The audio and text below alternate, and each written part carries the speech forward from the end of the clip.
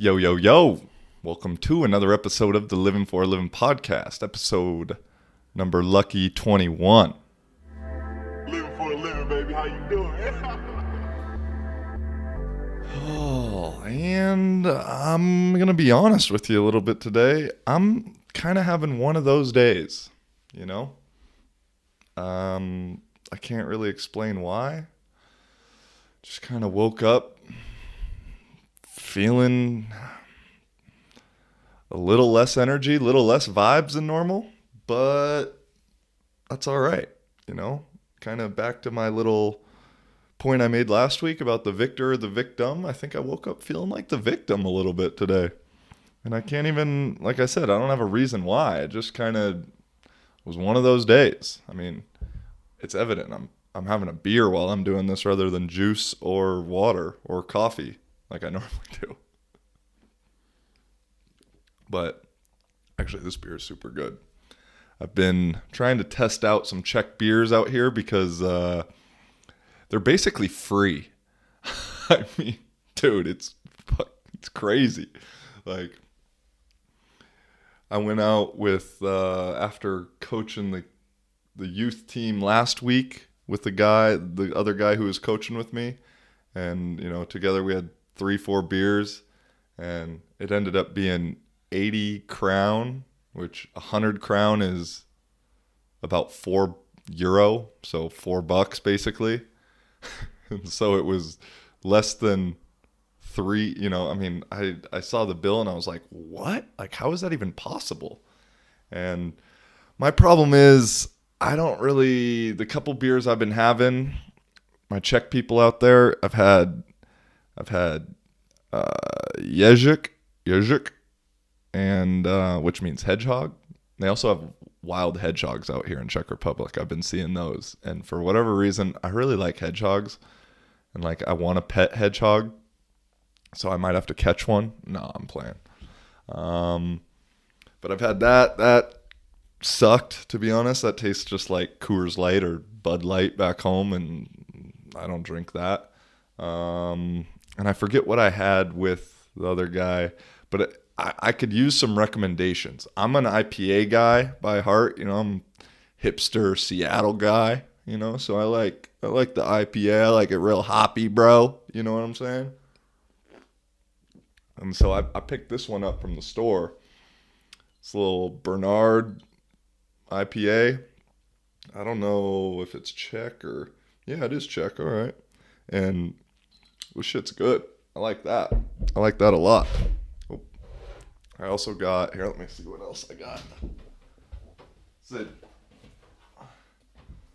is the advantage of doing it in my kitchen. I can just open the refrigerator behind me. Craft beer, APA. I don't know. Maybe I'll try this one tonight too. We'll see. But there's like a craft brewery spot, in town that I've been going to. And it's a little overpriced for dinner, but some craft brew on tap for, I mean, it's expensive, I guess, for Czech, but it's like 30 or 40 crown for a big glass, which is, like I said, about $1.50. And in the States, that would be, in Seattle, that'd be $7-8. So that's a nice thing. So when it comes to that, it's almost free. I'm not a huge drinker or anything, but I like to indulge every now and then. So that's been kind of nice. But I need some recommendations. So if I could drop in the comments for me, throw me a recommendation, something to try, whether it's out, you know, at a bar or something I can pick up at the store. You know, I'm pleased. This is going to be a go-to for me, the Bernard IPA, and it comes in a cool little bottle. I like that. The aesthetics of it looks good. It's a clean logo. So, yeah. Also, I want to start by saying this. I said it in the very last part of last episode, which was a long one, is if you got any questions or comments or anything regarding the podcast and, you know, something you want me to talk about, a question you might ask, shoot me a message, whether it be Facebook, Instagram. If you know me and you got the WhatsApp, throw me a voice message, video message. We'll throw it on here. We got a couple of them we're going to get to. Appreciate everybody who did throw me a message and a question and some very different topics. But, just as something to kind of, I always got some stuff on my mind that I want to talk about, but just something, maybe you're thinking something and want to hear what I'm thinking, and maybe we're different, maybe we're the same. I don't know. That's kind of the whole point of all this. So if you ever got a question or concern, or you like something, you don't like something, let me know. Let's talk about it. That's the point of this whole thing. And so we'll get to those questions in a little bit. But what else we got going?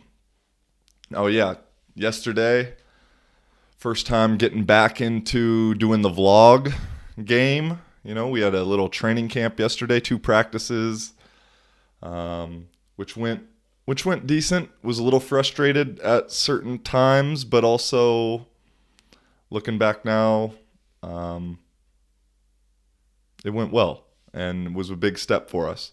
And so I got the vlog coming with kind of just the daily Czech life, or not the Czech, my life in Czech Republic. And if you've seen the Nepal ones, I don't know if it's going to be as like artsy as those, with the Nepal stuff. I had just so much content, and it was such a like foreign place that I was literally videoing everything. And I really tried to make it almost each episode like a piece of art. And so sometimes an episode would take me like a week or 2 to do and really, really finalize. This, I'm going to try and make it much more like daily or week, but I'll probably release it weekly or maybe bi-weekly. I don't know. I got to see how quick I can do it. I don't want to spend as much time on it, throwing it together, syncing everything up with the music. I'm still going to try to do that, but I don't want to spend as much time as I had on the Nepal stuff. And so it'll be a little bit more talking, a little more day-to-day kind of stuff, getting to see the guys that I'm interacting with, whether it be at practice or at the gym, or I got my Nepalese spot, which, it's kind of a little intro to this first episode. But it was kind of weird getting back into the mode of being the guy with the camera. And I'll admit, I don't like being that guy at all. Like, I dislike it. Because I get super self-conscious with it. But ultimately, I always, as I'm walking by, you kind of always get some weird looks, especially I feel like I get some weird looks out here anyway. I don't think I fit in specifically, but that just could be my own self-conscious bias, And, but especially if I got the GoPro or I got the camera in front of me, I get someone kind of looking at me like, what the hell? And it ultimately just came down to like an idea that I had is like, no one really gives a fuck about what you're doing, and that sounds super negative.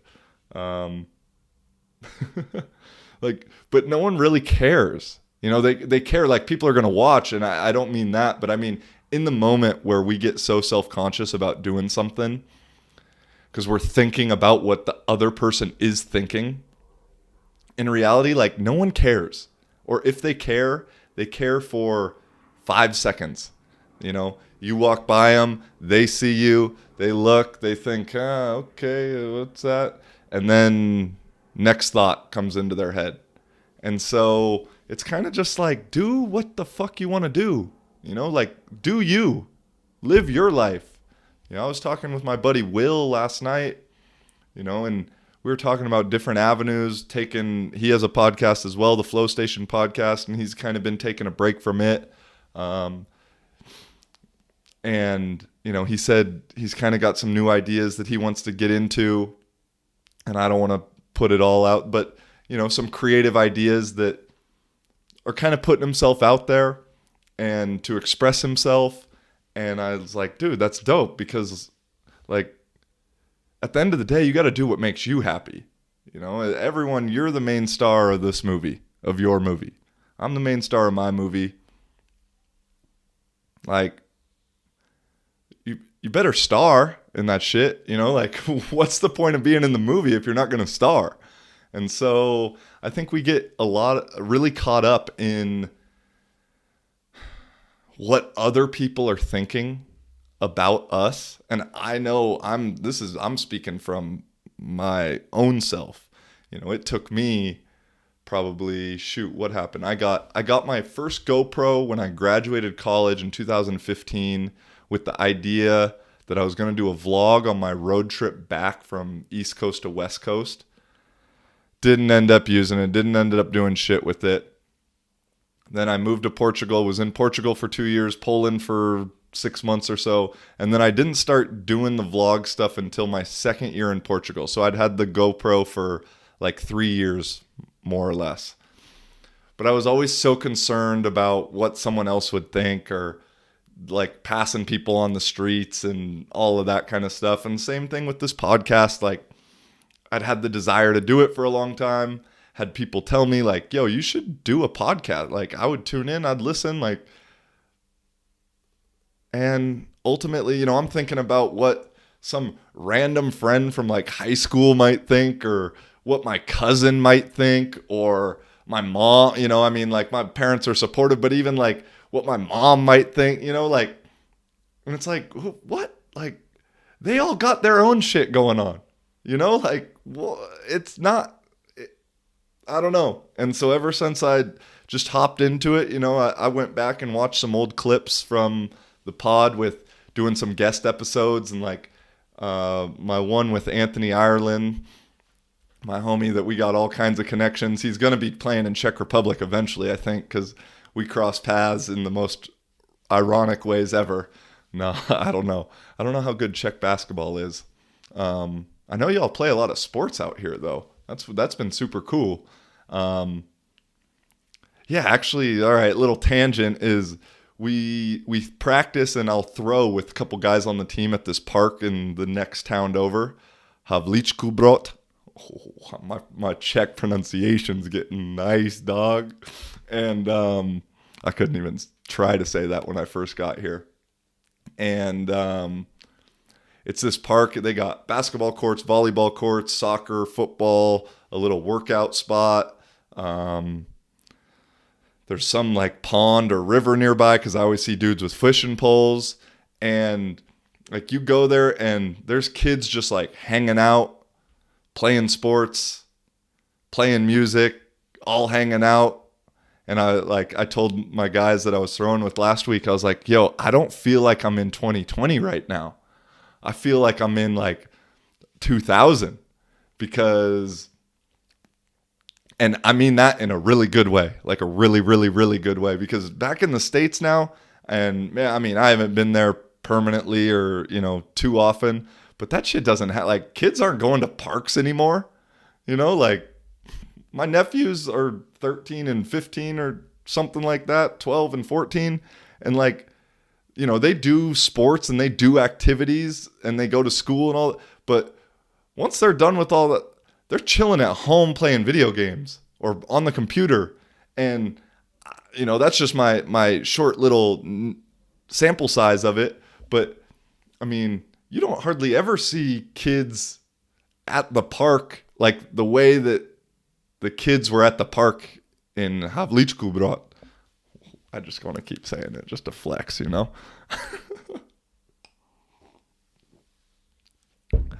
And so, yeah, what was I saying before that?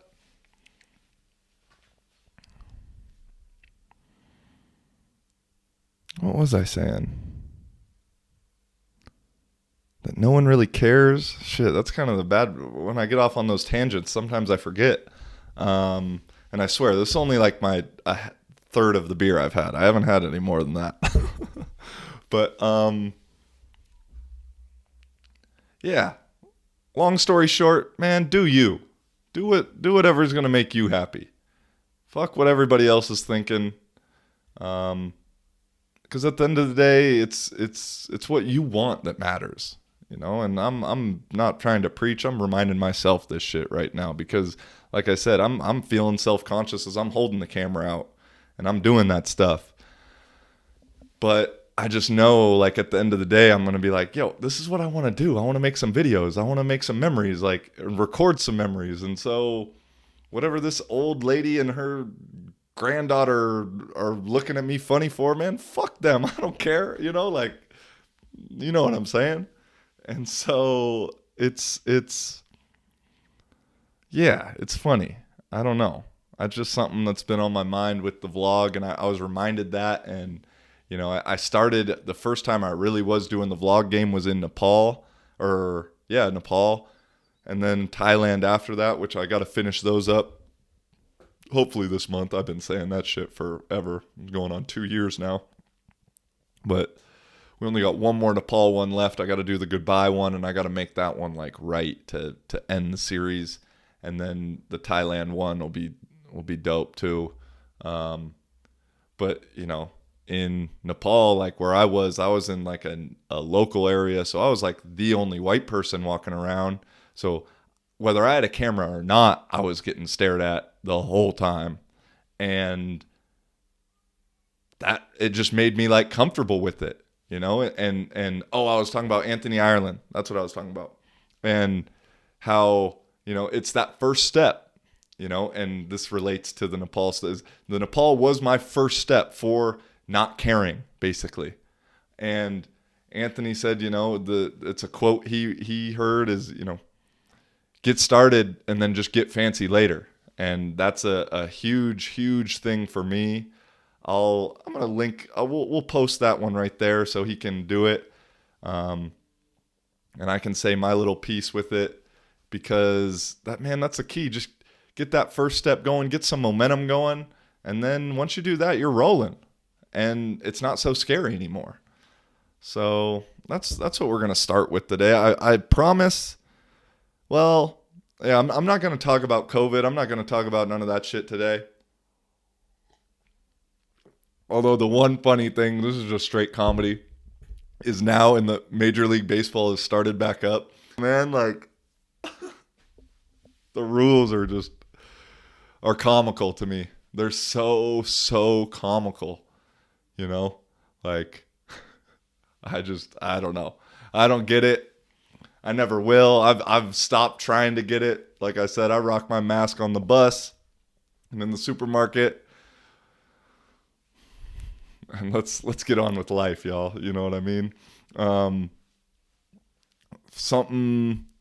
Let's hop into the first question. I had my guy Jason, who's living in New York City. I know him back from the Issaquah days, and he sent me the new Kanye album art and asked, you know, hey, what do you think of this Kanye album art, bro?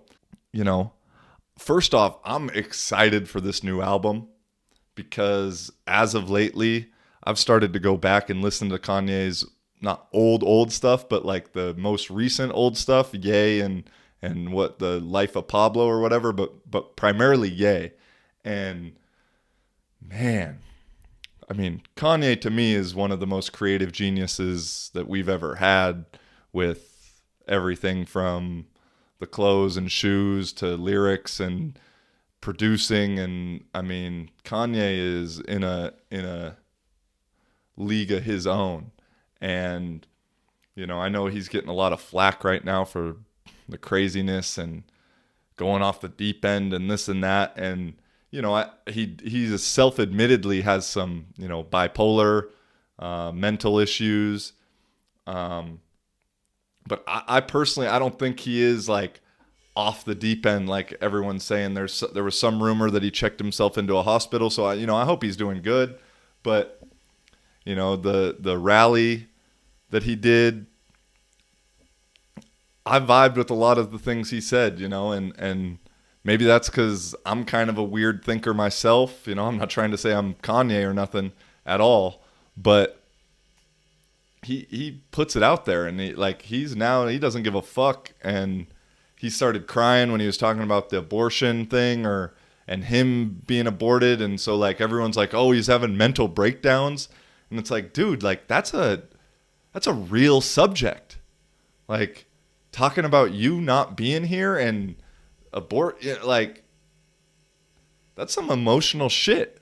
And so for him to get emotional over it and then people to use that as a knock on him, you know, the easiest thing to do for people in the spotlight is to call them crazy, and you can dismiss anything they say when you call them crazy, you know, anything. And that's happened throughout the years. I mean, my few examples I always use is, man, when Dave Chappelle packed up and went to Africa and said Comedy Central, like, fuck you, like, you know, he left all that money on the table, was, oh, Dave Chappelle's crazy. Dave Chappelle's crazy. It's like, no, man, like he might have just, he got it. And he didn't want to be controlled and in that thing. And so, you know, Mel Gibson comes out like 10 years ago saying that Hollywood is bought and sold and runs on, you know, children's blood, or like the parasites are, you know, blood suckers. And I'll put the exact quote, but you know, and then, oh, Mel Gibson's crazy. Oh, Mel Gibson's crazy. 10 years later. And I mean, there's been people who have said stuff all throughout that decade. But 10 years later, it's starting to come out, man. It's slowly coming out. And so this album art, this album cover, I mean, personally, I think, and this is just my own theory, you know, I think Kanye knows some shit. Like, he's been in the circles from music to fashion to, you know, now kind of politics. Like, he's got, you know, Kim, he's got, like, he knows some shit. And I'm sure he's seen some shit, and he's starting to speak out on it. And to me, I think he's kind of trying to separate himself from this evil that there definitely is, whether it's in Hollywood or politics or whatever. And I mean, let's keep it 100. Like, none of us can fathom what it's like to be Kanye. You know what I mean? Or to be like someone that much in the spotlight, and to have people talk about you that don't know you and spread lies about, like, none of us know what that's like. Let's be straight up. Like, I feel like I'm good at trying to put myself in other people's shoes. Man, I can try, but I have no fucking clue what it's like to be Kanye. You know, none of us do. And so this album art to me, you know, I mean, it kind of like, it's got the sun and the cloud. I mean, and, you know, I don't think Kanye is going to be here much longer. And that sucks to say. And that's a weird one to say. I tweeted about it the other day, because in my opinion, if he keeps kind of speaking out and speaking some real shit like he is, like, he's going to commit suicide, or he's going to get in an accident at some point. And, you know, that's some alternative shit for you right there, I know. But that's just my theory. That's just me. I don't have a ton of reasoning for it or nothing like that. But that's just how I'm feeling it and how I'm seeing it. And I think he kind of knows that is what and I think he's maybe a little bit open to that. You know, I said I'm not going to talk about COVID, and I'm just bringing this, like, with the whole COVID thing, like, man, and in everything, and this might be unpopular, I don't really know, but, like, I'm not really scared to die, to be honest. I know this is getting a little bit dark, but this is kind of on the Kanye stuff. And I think a lot of us are living with an incredible amount of fear of death, which is totally understandable. I mean, part of my beliefs is, like, there's another one, like, I got another one. I've already been living. I've already had some different lives, and I got another one coming after this. Or if I don't, then, you know, I've reached where I need to be. And so I know that's maybe not fun to hear. I don't know. But that's just how I feel. And so, like, I've always, this is a weird one. I never even thought about I was going to talk about this. It just popped in my head. But, like, when I'm on a plane sometimes and it gets a little rocky or whatever, you know, and, like, the idea, the thought pops into my head. And maybe it's common. Maybe it's for everybody. I don't know. I've never talked to anybody about this. Like, that the plane might go down. You know, I always wonder, like, how am I going to react to that? Like, will I freak out? Will I be the guy who's screaming, like, crying and stuff? Or, like, will I just be calm with it? And it's easy to say right now because I'm not in that position. But I think, man, like, for me, I feel that everything happens for a reason, you know, and it is as it should be, and the timing is always right. And so for me, like, if I'm supposed to go, I'm supposed to go. And I trust that whenever that is, like, that's how it's supposed to be. And so I just don't have this, like, fear of death. Because for me, it's like, if you fear death too much, like, you can't actually end up living. You know, and this is shit. The brand, living for a living, man. Like, you know, that's a play on words from with everybody always asking you, like, oh, what do you do for a living? You know, I fucking hate that question. It always comes in such a condescending way from somebody like, oh, well, how much should I respect you? What do you do for a living? And when I first started doing the football thing, I'd tell people that, like, you get kind of sideways looks when I'm back in the States. And I hated having to explain the thing. Oh, I didn't even know it existed. Well, yeah, it does, but, well, there's only a couple Americans on the team and blah, blah, blah. You know, like, I hate it. So I just started, like, and it's always from someone who doesn't know you and someone who doesn't even really care. You know, they're just asking to, like, because they want to tell you what they do is really the thing. And it's such a backwards question of, like, what do you do for a living? Like, no, it's what do you do for money is the literal question. And so I just started, what do you do for a living? I said, man, I live. I'm living for a living. What do you do? And so I guess that's a little background on the brand name. And so, long story longer, you feel me? I don't think I think Kanye's at peace right now. As weird as that sounds, I think he is. I think he knows what's going on. I think he wants to put himself on the right side of things. And so when and if it does happen, like, he's at total peace. And so I'm hyped for this new album, though, because, I mean, as I listen to Ye now, with some of these ideas, like, I didn't listen to it the same way when it came out. But as I listen to it now, I'm like, damn, like, I feel like I understand him, like, a teeny bit better, you know? And that's what's cool about lyrics and music and just time, is as time goes on, you can understand some shit that you didn't understand in the past and see it from a different angle. And so I feel that's kind of where Kanye's at right now. And I mean, I wish him the best. You know, I don't want anybody to be in struggle mode or anything like that. But I also think he's at peace at the same time, if that makes sense. And so, yeah, that's the answer to that question, Jason, my guy. I appreciate the question, homie. And what else? Let's see. Let's switch a little gears on it. We talked vlog. We talked that. You know, it's just a random thought that I've been having with everything, and I've alluded to it before. But an issue we got going on right now in the States and the world, I guess, but I'm more tuned into the States with everything, you know. But just but it's especially over there, it's so damn polar, and everything's so black or white. And I don't mean from the race side. Everybody wants to make everything into 100%, 100% good or 100% bad, Because then once you do that, you don't have to think anymore. It's just, oh, that's 100% good, so that's good. And that's 100% bad, and that's bad. And then the thought is over. And it goes back to it's not black or white, it's shades of gray.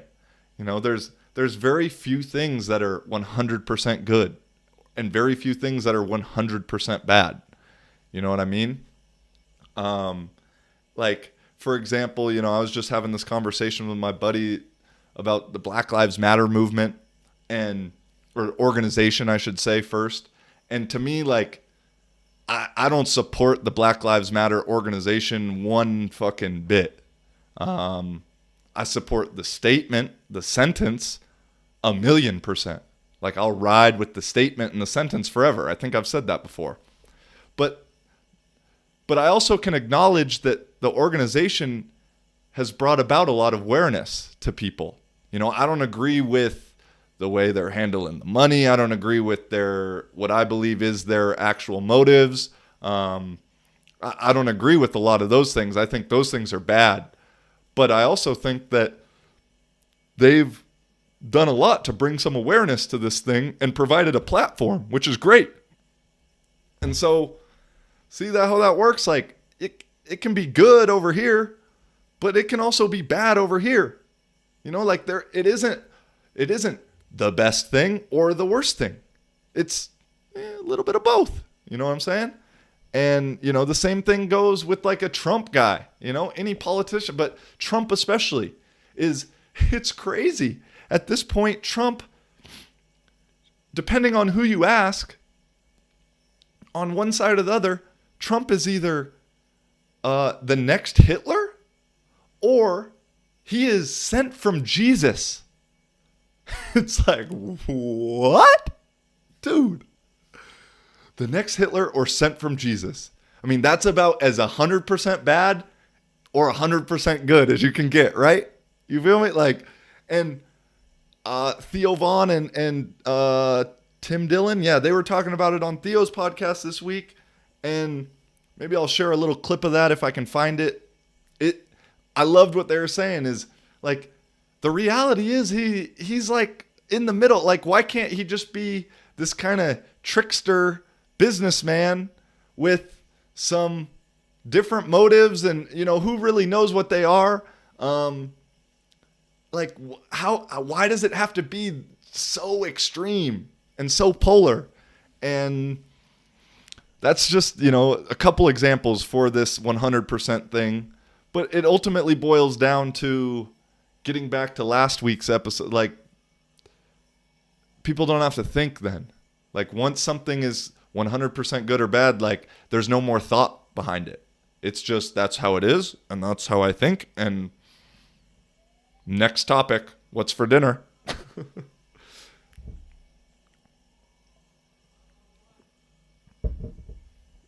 And, but yeah, I mean, with Trump, like, staying on the Trump thing for a quick minute is, you know, he had the interview with, I don't know his name, Chris Matthews. No, Chris Matthews is the guy from, I don't know who the guy's name is. I don't care about guys in the media. He had some interview I've seen. You guys know what the one I'm talking about is. And he's talking about, Trump is saying, no, we have the best mortality rate in the world. We have the best mortality rate in the world. No, here, get the thing here. We have the best mortality rate in the world. See, look. It's like, bro, we don't. Like, we don't. We're not the worst, though. No, we're not the worst. But just being not the worst doesn't mean you are the best. You know, I think we're at like the 7th or 8th. You know, and numbers are a little interesting, but yeah, I'll rock with it. We're 7th or 8th, whatever, you know. Anybody who dies with the antibody gets ruled as a COVID death. Hospitals get paid extra if they do die with it. But yeah, that's not the point. There was a guy in California who died of a motorcycle accident, got ruled as a COVID death. Not the point. But anyway, the point is Trump sounds like an idiot there. Like an absolute idiot, dude. Like, come on, man. Like, it doesn't make sense. You're arguing some stuff, and his little interview with Dave Portnoy from Barstool. You know, I loved, he was candid with it. He said, like, yes, sometimes I look back at some of the stuff I tweet and I'm like, oh, I really said that? Like, you know, at least that was cool. But then on the flip side, Trump is getting ready to sign the executive order to lower prescription drug prices if the pharmaceutical company, you know, if people don't step up and do it themselves, he's going to put a cap on insulin. Which is so necessary. And because, I mean, the U.S. big pharma game is, I mean, we all know that, right? Like, we can all acknowledge that that's just a huge hustle in our country. And, you know, the middlemen are just getting stupid rich. And, you know, the guy, I forget what his name was, but he bought like the rights to the EpiPens 5-10 years ago. Don't quote me on this. I didn't research this one. I'm sorry. I'm just speaking off the top of my head. And he raised the price because he was the only one who was selling them. He had the monopoly. He raised the price like 300%. That's just a guess. I don't fact. He raised the price a lot. And so just because he could, because there was no other alternative. And so we got to bring, you know, we have the highest prices for any developed country in the world, which is absurd, you know, for all of us claiming that we're such a great country. And in certain ways we are. It's not all good and it's not all bad. It's not 100%. It's not black or white. But like with Trump, like, so he does that. I haven't heard a peep. I haven't seen a post. I haven't heard nothing from that. You know, that seems to me like that's going to help a lot of people, right? But we can't acknowledge that, because if we acknowledge that, then that means he's a little bit good and he's not 100% evil like we want him to be. And so, you know, it's just, I don't know. I had to get that off my chest. And then moving one last thing with my guy Trump. My guy, he's not my guy. But he is entertaining. I will admit that. In the U.S., we asked for this. All right. We fucking asked for Trump to be the president. With the way reality TV goes and the way we allow businesses to be shady, big businesses to be shady, and all of those things. And we let the richest motherfuckers put their money in offshore accounts so they don't have to pay taxes as much. And we let Amazon and all those guys off the hook because, man, we let this happen. All right. So, man, like I said, man, stop all the complaining, because this is a result from what we have done. Okay. But with Trump, you know, and this is the funny one. This is the funny one with Trump, and it's ironic. He wished Ghislaine, whatever the fuck her name is, the stupid pedophile helper herself, right-hand woman, Maxwell, he wished her well. And this isn't getting no media coverage, though. No media coverage. Because you know why? Because in order to get media coverage about this, they got to talk about the pedophiles. And the media doesn't want to do that, because guess what? The pedophiles got the media in their pocket. All the rich motherfuckers. And so he wished her well. And so he's getting some shit for that. And it's just a quick little blip, you know, if it does come on. And I was like, yo, what is he doing? Because, I mean, the reason Epstein's trial got brought up so quick when he came to power was because of Trump. Like, Trump knows what's going on. And I'm not saying he's not 100% innocent in some shit. But I don't think, if I at least from my perspective, if I'm part of the gang, I'm not trying to get one of my gang members outed and convicted and killed. And so, you know, he wished Maxwell well, and you know, people are trying to read into that and how Trump is this. You know, I heard Schultz's thing, which I love, Andrew Schultz, but I didn't really agree with his take on how they're doing that kind of thing. But I get what he's doing. I don't think he even agrees with that. He's just got to say it that way. But a couple of the things I've been reading and seeing, and again, this is some alternative conspiracy stuff. He also did not pretended like he didn't know nothing about Prince Andrew when 5 years ago he talked about the island, and Prince Andrew will know a lot about it. I think he's playing the game right now with the pedo stuff because he doesn't want to come out there and really blow it up yet. I think that this is just, again, my opinion. I think he's got something brewing with that. And supposedly, from some of the things I've been reading, wishing someone well is kind of like code words. And I don't know if it was FBI or CIA. I'm sorry.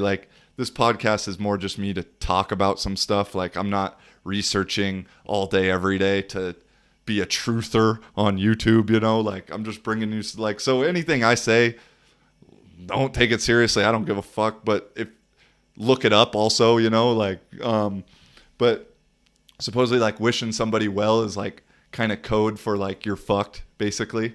And I also think in a way he's wishing her well in a sarcastic, ironic way, meaning I hope you stay alive, unlike Epstein's suicide. So that way we can really get the dirt on people, and I hope she lives. I don't think she will. She's going to kill herself, and guards aren't going to be there somehow, and the cameras are going to be off somehow. It's amazing what some money can do in the U.S. Or anywhere, so I think that's what he means when he says, I wish him well.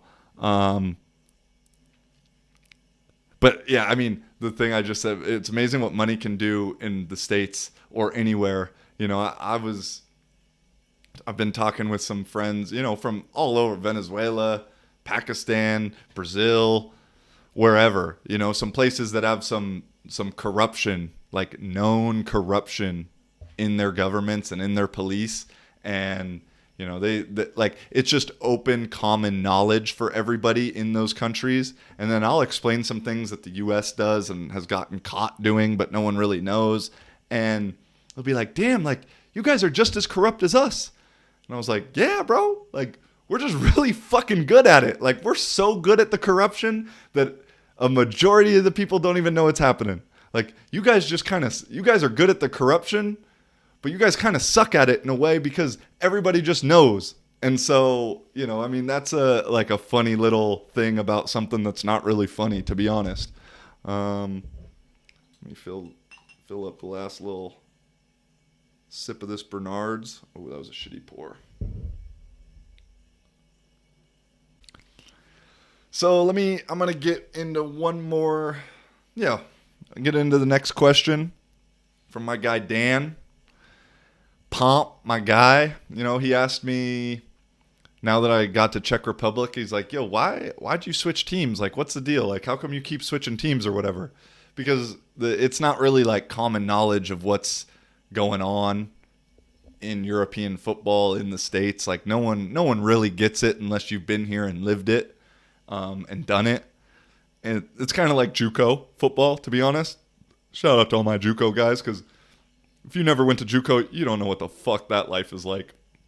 And it's a grind and a struggle, but a beautiful grind and a struggle, And so, and I guess maybe some other people are wondering that too. And the main reason for switching teams is, I was 2 seasons in Portugal, 2 seasons in Poland, this 1 season in Spain, or half a season in Spain. And it's, it's not like college or whatever where you are locked in, it's professional. And so with Portugal, that was such an amazing time for me. Those 2 years, we didn't lose in Portugal. The only game we lost was Danube Dragons in Austria, who were just a better team than we were. Although we gave them a run for their money, and those Austrians tried to hustle us. It was hot as fuck during that game. They didn't give us water on the sideline until 10 minutes into the first quarter, maybe 5 minutes into the first quarter. The film they sent us to scout them was from 2 games, completely out of order and intercut from 2 games. And so I went up to and I think we ended up losing, I want to say like 60-38 or something like that. My guy Colin balled out, had like 4 touchdowns. They couldn't guard him.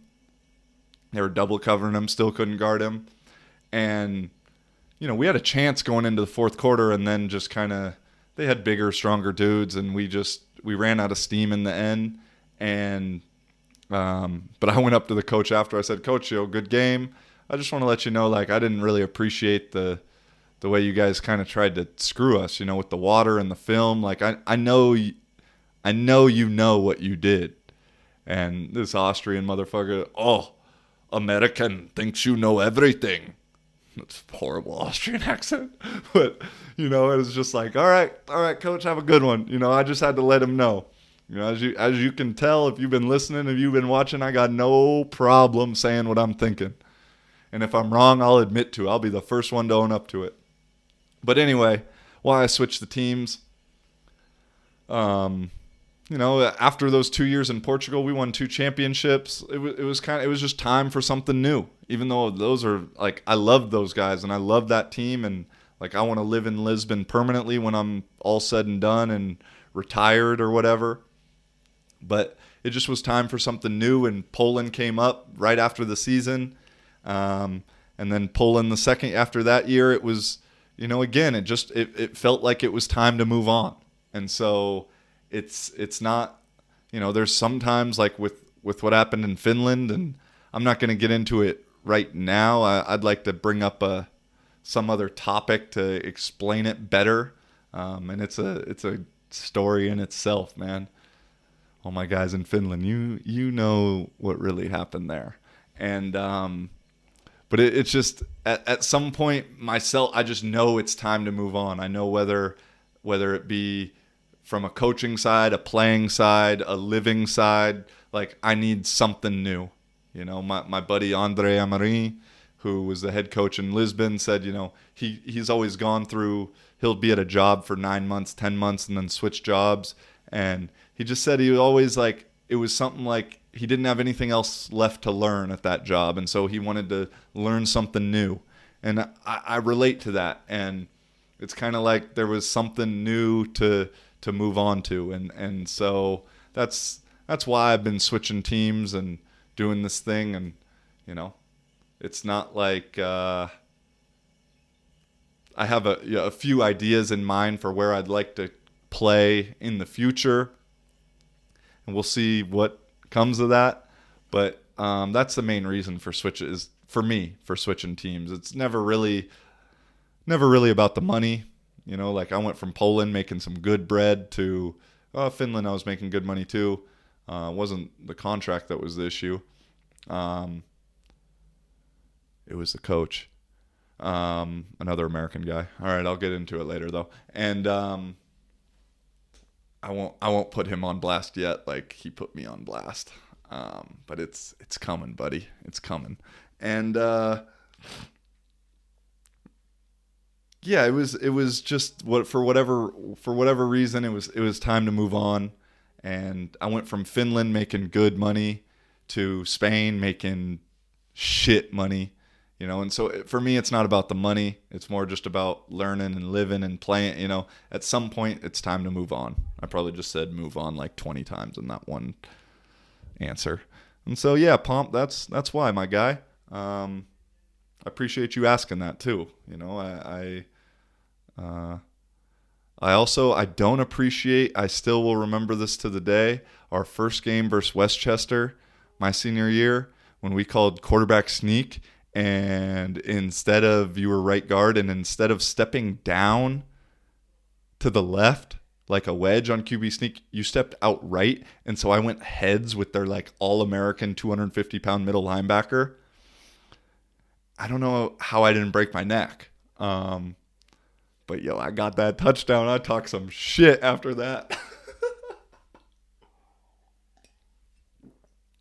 But no, bro. Thanks for the comment, or thanks for the question. And I appreciated our little combo we had, So yeah, what else? I got anything else here? I mean, I'm running out. I want to try and keep this under an hour. So we'll just get into the third question then. And from my buddy Fish, also a New Haven guy. He coached in Poland with me, and I'm super grateful for him and has helped me from the O-line perspective of offensive coordinating and coaching here in Europe. And he sent me an article, and I'll put it up here, but it says, the Saratoga Civil War statue demolished by vandals. Basically, it was a 145-year-old monument that honored local Union troops. My buddy's Fish is from upstate New York. And this monument was demolished, or not demolished, but like teared down and ruined because it broke, and it was made out of zinc and copper or something like that. And so they said it's irreparable. They're going to have to just replace it if they want. And they don't know who did it or anything like that. But with all the shit going on right now with removing statues and taking them down and blah, blah, blah, blah, blah, like just something to be mad about. But for me, it's like you're taking down a statue that's honoring the Union troops who, from what I remember reading in this thing, like they were in the entire Civil War from like start to finish and didn't finally like get out of it until the Confederacy surrendered. And you're tearing that down. Like I get tearing some of these ones that are maybe honoring slave owners and things like that. Like I can see the reasoning behind it. I don't necessarily agree with it because it's part of our history. And also Theo Vaughn and Tim Dillon talked about this. I'm kind of stealing a little bit of their ideas, to be honest. But like, it's part of our history and it's fucked up, but it's still part of our history that we need to remember. And just because someone is a statue, in my opinion, I don't know. This is a weird, tricky thing. Like, I don't just see a statue of somebody and I'm like, oh, that person was the best. Back to the 100%. That person was 100% the best. Like, I don't. And so I don't know. I just don't see all the, like, it's just a slippery slope to me of like, okay, we got to tear down every statue now. Like, we got to, like, what's the threshold? What's the dividing line of statues that are allowed? And before all this politically correct bullshit, soft motherfucker shit came through, did anyone ever care about a statue? Like, the people that are pulling these statues down, they don't even know who the person is. You know what I mean? Like, they don't even know. And so it's just something to be mad about. Like, people just like to have something to be mad about at this point in life. And it's sad. I'm the opposite. I wake up every day, I'm like, yo, what am I going to be happy about today? I always ask on Twitter or Facebook or whatever, is like, yo, what are you happy about today? Or if there wasn't any media, if there wasn't any news, what would you actually be mad about today? Like, because there's stuff to be mad about. Don't get me wrong. I'm not saying that. But, like, people are just inventing stuff. And that's how you know you're living good. If you're inventing things to be mad about, you're living pretty good. I was in Nepal for a month.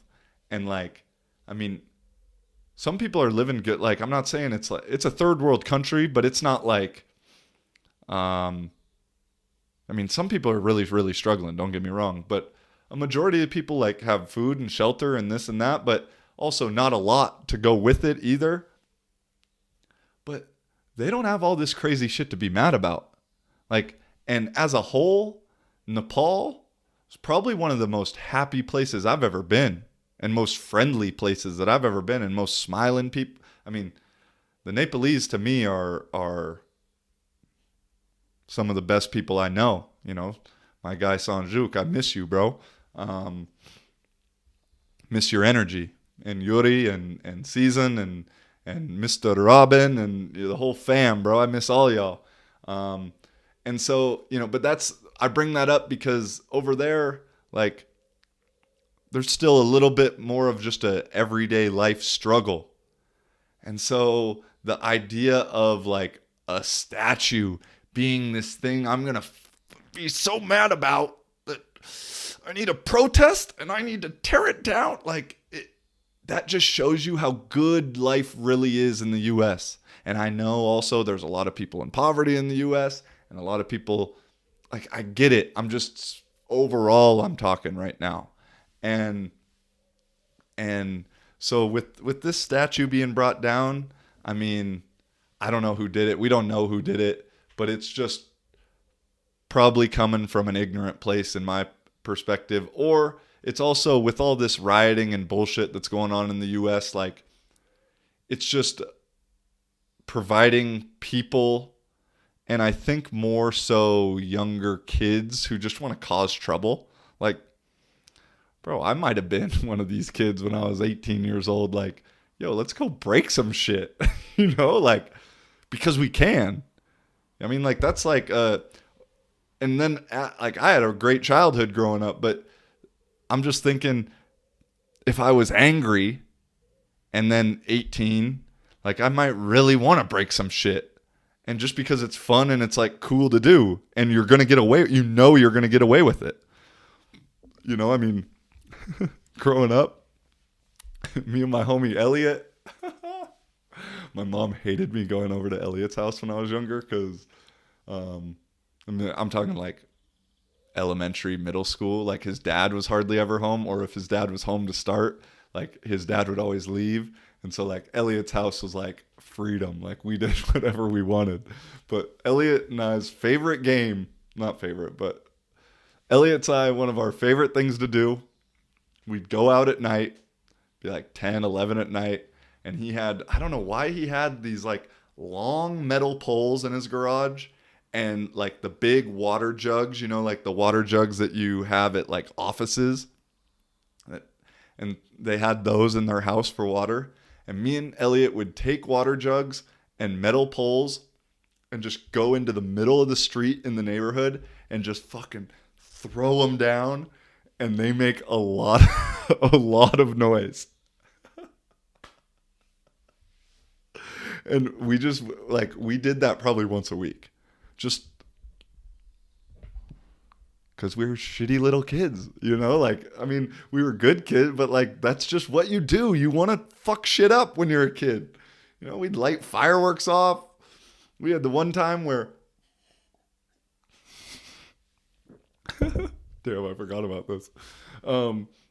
We had a giant smoke bomb, and we lit it off. Like, it's like, I don't know, way after 4th of July, and fireworks are still illegal where I live. And we light the firework, and we're just like kicking it down the street, just kicking it. And my homie Ross, dumbass Ross, bro, fucking, he accidentally steps on it.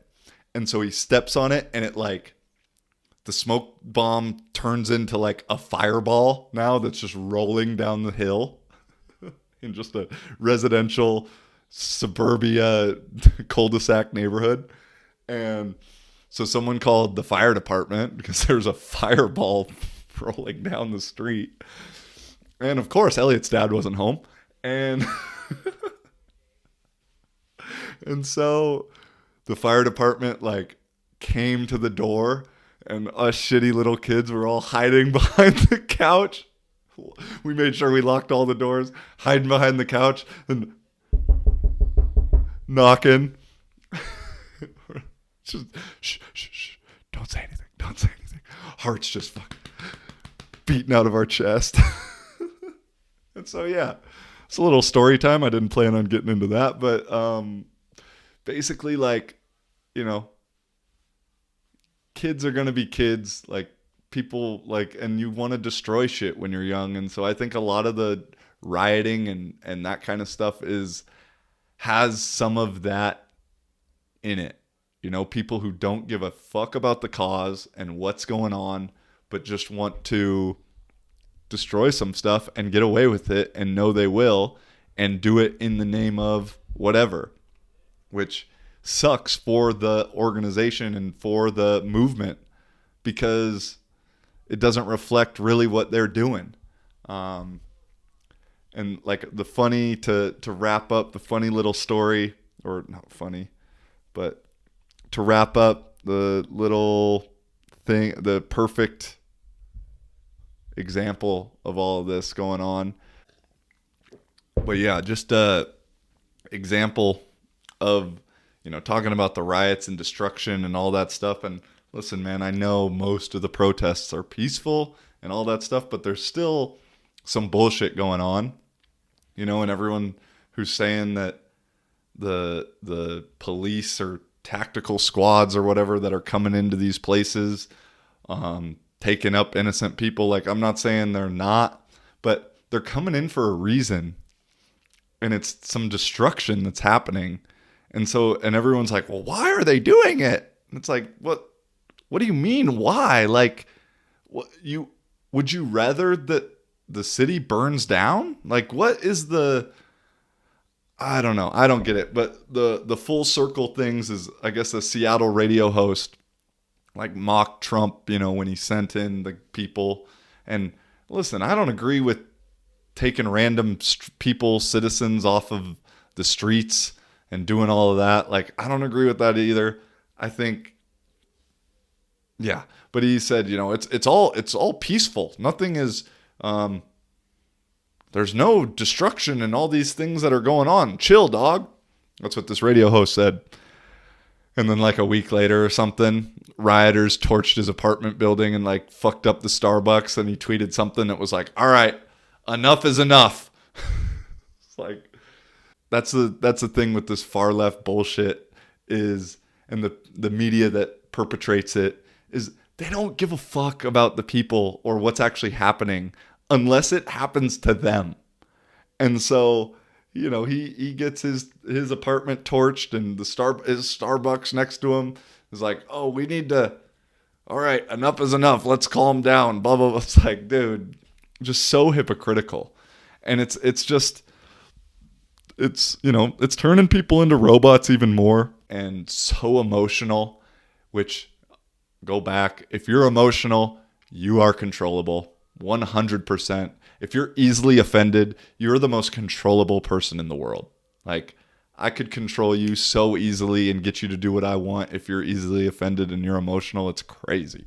And you're getting played, just straight up. You're getting played. If you're emotional about everything, you're getting played. And but I saw someone on Facebook post a video of like cops going through this city and just like beating the shit out. Like, they're walking through and they're just beating this dude, and just moving on, just beating him and moving on. And there's like a wave of the cops going through, and then the cop cars come by, and someone gets out, kind of beats him, and then just moves him off the street. And so then the caption says that, the cops are being so aggressive, they're beating him, they're not even arresting him. This is how you know it's out of control, da da da da da. This is America now, was part of the caption to this video. The video is from Serbia. You can see the street signs. You can see the cop car. If you zoom in, pause it, Serbian has its own alphabet. You can see it. But these dumbass, emotional motherfuckers are, this is America. It's like, dude, it's not. Like, and I'm not saying what's going on in the U.S. because I've seen some clips of some stuff that's fucked up. And so I'm not saying that isn't happening, because I got to say that, because you guys, if you watched last episode, the robot response is, so are you saying this? If you say this, it means you're saying that. It's like, no, okay. But if you're going to share a clip talking shit about the cops and then say this is America, at least make the clip be from America. Holy shit. You know what I mean? I feel better now. I said I was having one of those days. I don't know if it's the beer or just getting this out, but yeah, I feel good now. I feel great. But I think, let's wrap it up here today. As always, I'm going to make a quick wrap up. Not like always. Never make a quick wrap up. I always get into some tangent. But I'm good now. As always, appreciate you. Love you. Support you. Whoever you are, whatever you believe, whatever you think. As long as you're thinking. I got love for you. And thank you for supporting me. Thank you for listening to me. Episode 21 in the books. And if you got some questions, comments, concerns, whatever, I'd appreciate you sending those in as well. We'll answer them on next. Maybe this IPA is kind of strong. I don't know. We'll answer them on the next episode, 22. All right. Let my guy Colin write us out. Oh, how'd you like my singing? I thought I kind of killed that shit, to be honest. Watch out. I got a prediction, another crazy prediction. In 11 years from now, Colin and I are going to produce a hit song. And it's going to be unlike anything that's ever happened before. So that'll be in 2031. The U.S. might not exist. So I don't know, Call, we might be doing it from somewhere else. I'm just kidding, kind of. But, yeah, again, much love, y'all. Peace. Have a great one.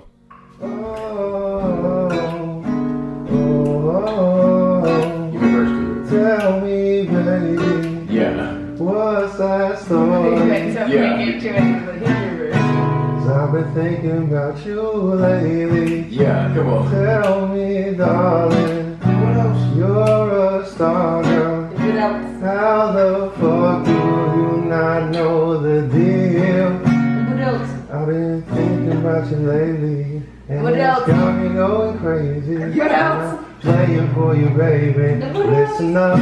Listen up, Uh-huh. got me thinking about you, baby. And it's happening all the time.